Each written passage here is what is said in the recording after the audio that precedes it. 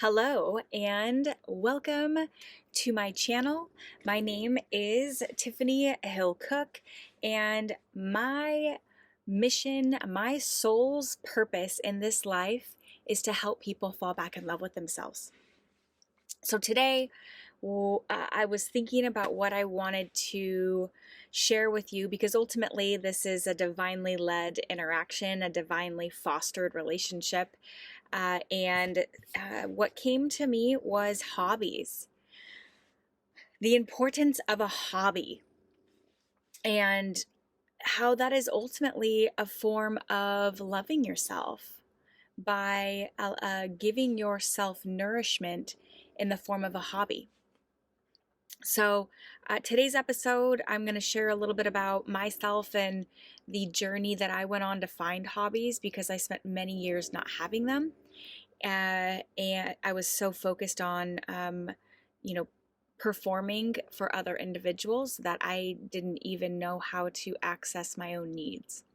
So, hobbies, that's what we're talking about today on the Healing Hill. I'll see you soon.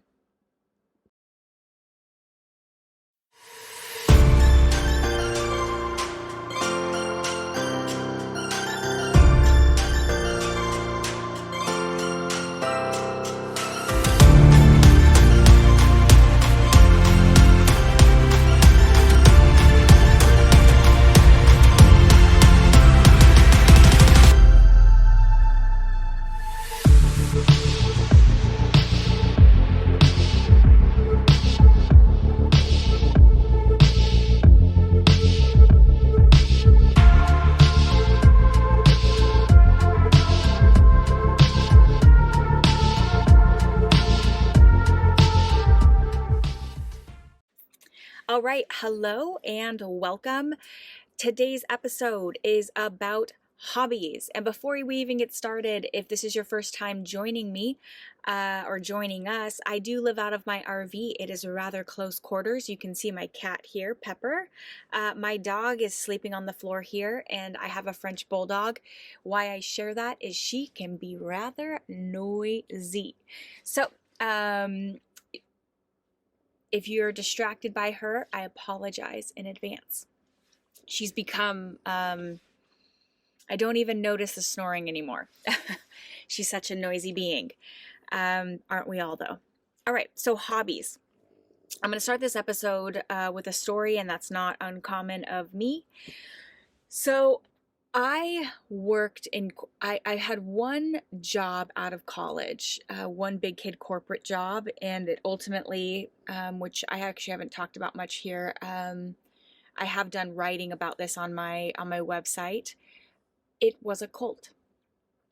I did not know that it was a cult until I left, and I would say it was probably about 6 months after I had left. I was going through a spiritual awakening at the time, and this all happened in 2020, and unraveling the relationship that I had with my narcissistic mother. I spent 5+ years in talk therapy, or clinical counseling, and it wasn't until I quit my job and started going through a spiritual awakening that I was able to see the ways in which my mother was essentially a reflection of the cult.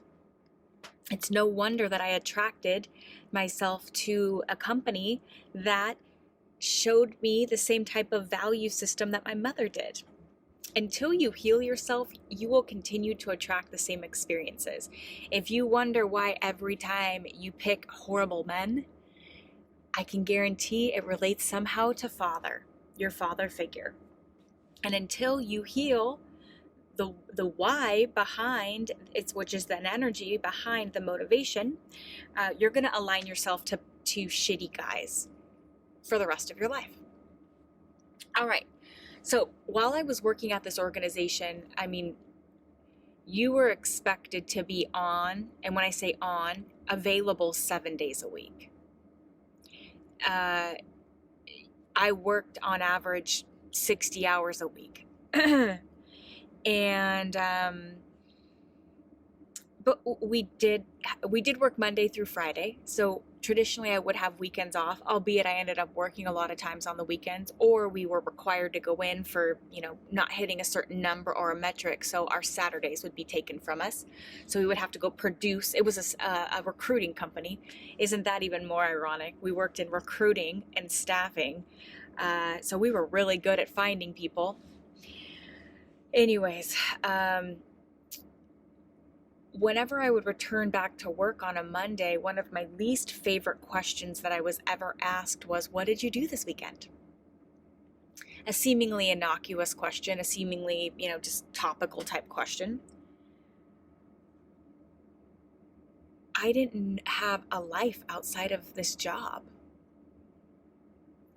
I didn't have friends.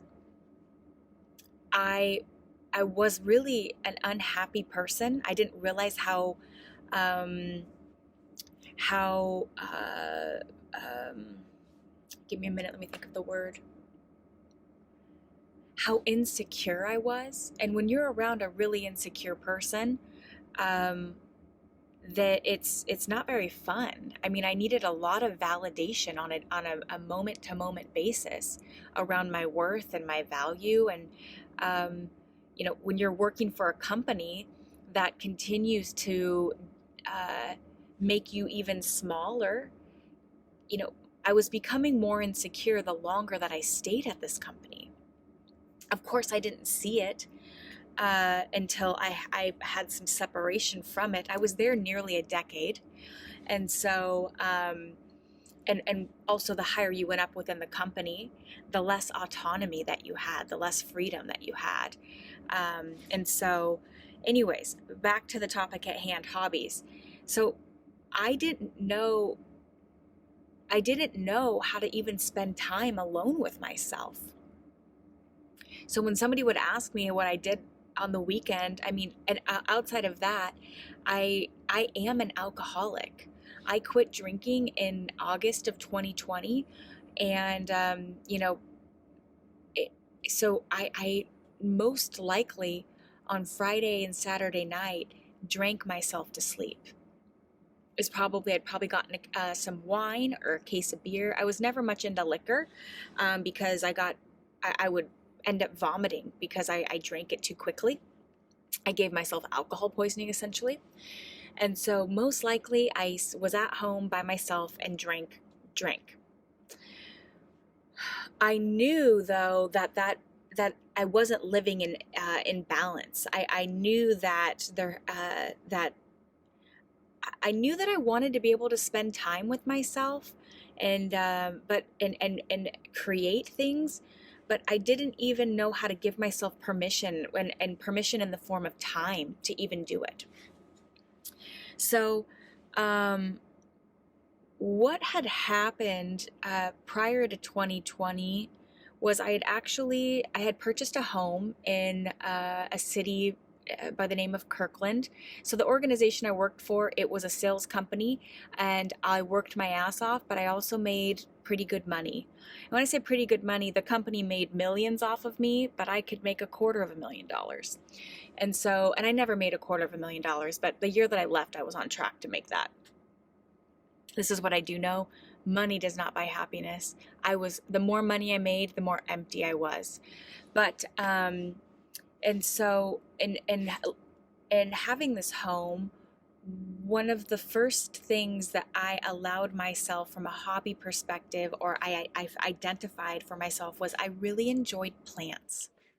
I enjoyed not only buying ones that were already thriving, but actually going out and buying seeds and growing my own tomato plants, peas.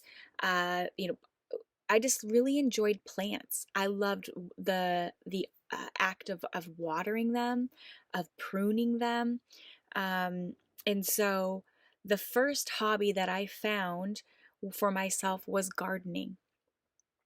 And when I think of a hobby, it's a form of self-love. So if you don't have any hobbies in your life, I can almost guarantee that you would have very little love for yourself.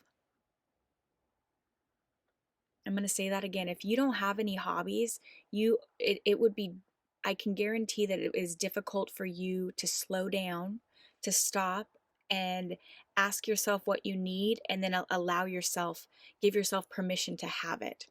You're probably really good at serving others. I can guarantee that you probably have a pretty active mind in the form of anxiety or worry. And it's really hard for you to slow down and do something for yourself.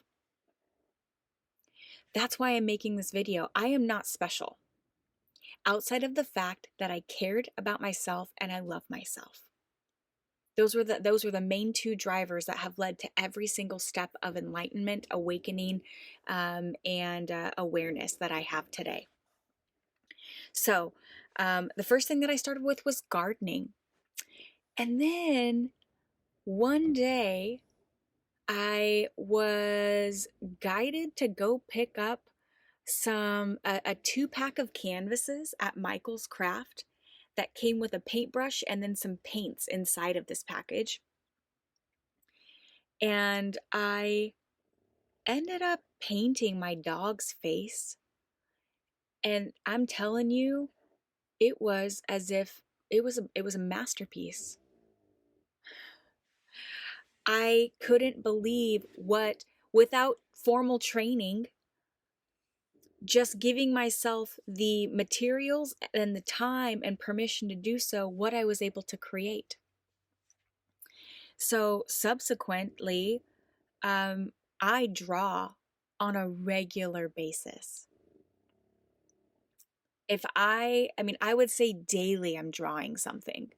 I'm going to talk about vision boards here probably tomorrow. Tomorrow is New Year's Eve. It may be actually that I do it on the 1st, because I think that having a vision board, a visualization board, is so important.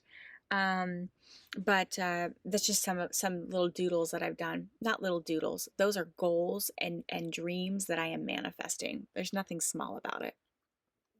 See, I just want you guys to know that I still minimize myself at times. So drawing was another way that I connected connect with myself as a form of a hobby. I really love to create things, and there's a pottery place here in the town that I'm living at. And so it's not uncommon for me to celebrate myself with creating something there. I love, I mean, why I'm bringing up the importance of hobbies is I'm curious what you do as a form of a hobby, and how does it make you feel? How do you feel when you've gone a period of time and you haven't done this hobby? I just made a 4-part series on the elements and how they show up in our lives, and I would say having a hobby, it would encapsulate a variety of elements, but I would say one of the most important ones would be grounding. When you don't have a way in which you love on yourself and you celebrate yourself, you can be untethered and ungrounded in this earthly and humanly experience. So, some other things that I like to do is I enjoy walking. I love to turn on music and just dance. Um, I do macrame as well, which is a form of basically knot making. But let's see here. What are some other hobbies that I do? I really enjoy writing.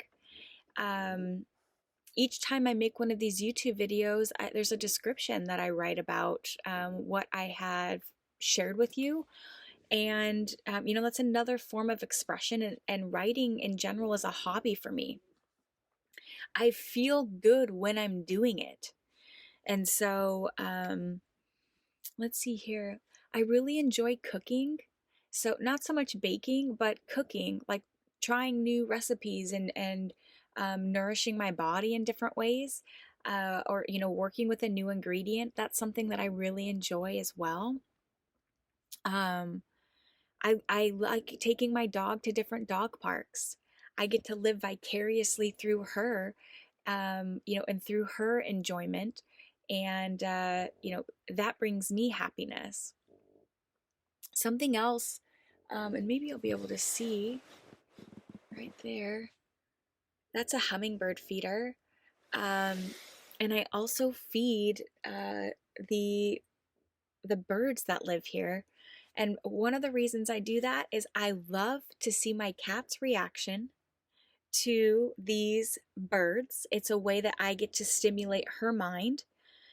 And I love to see the different species of birds because some of them, where I live in the Pacific Northwest, I mean, we can get swans and geese, snow geese, Canadian geese. So we get these, I mean, golden eagles, red-tailed hawks, bald eagles, big old birds, but also like, you know, different kinds of like dark-eyed juncos and, varied thrush, all these different types of birds and that brings me a lot of joy. So, um, yeah, so today it might not seem like very exciting, but like having a hobby is one way in which one dimension, one aspect in which you can celebrate and love on yourself. And you may say, I don't even know where to start. You got to pick something and go try it. One thing that I learned is I'm not much of a class person. To sign up for like a cooking class or to sign up for a pottery class. I've done that kind of stuff. And for me, it's a bit too restrictive. I don't need a lot of people in order to fulfill myself. I would say I'm an introverted extrovert. I really enjoy my alone time, but I love human beings. They inspire me. You inspire me. I love to hear your stories. So I'm curious, what are different hobbies that you have? Maybe you like to play games. Maybe you like I bought a guitar a couple of years ago. I live in about 100 square feet and I still have this guitar. I have taken a couple of lessons. It just wasn't for me. So I don't know if it was the instructor that I was meeting with or if it just wasn't the right time for me to be learning that instrument. But maybe you connect musically and that's a hobby of yours. Maybe you like to go scuba diving. I don't know. Tell me, what do you connect with from a hobby perspective and how does it make you feel? What does it feel like when you're not able spend time with that hobby? Because I can guarantee it, there would be an absence that you would feel. So today, make a commitment to yourself and say that one time a week, you're going to try something new until you find a hobby that resonates with you. But make a commitment to yourself. I can guarantee that you will show up for other people, but when it comes to your own needs, you don't necessarily do that. You've got to change that. You've got to that, like, there's a reason that they say to put on your oxygen mask first when you are on a flight. You can't fully show up for someone else if you don't know how to show up for yourself. So I want to always close this out. This seems to be a common theme. You are capable of this. You can do this. I promise you. Just try. And maybe you start out doing really well and you're on week 3 and the first 2 weeks you've, allocated an hour to yourself to, try a hobby. And then on the 3rd week, you self-sabotaged or you prioritized something else over your own, commitment of an hour. Then just get back on track the following week. We're all trying. So let me know how this shows up for you in your life. You are loved. I love you. The universe needs you. I need you. We'll talk soon. Signing off for now.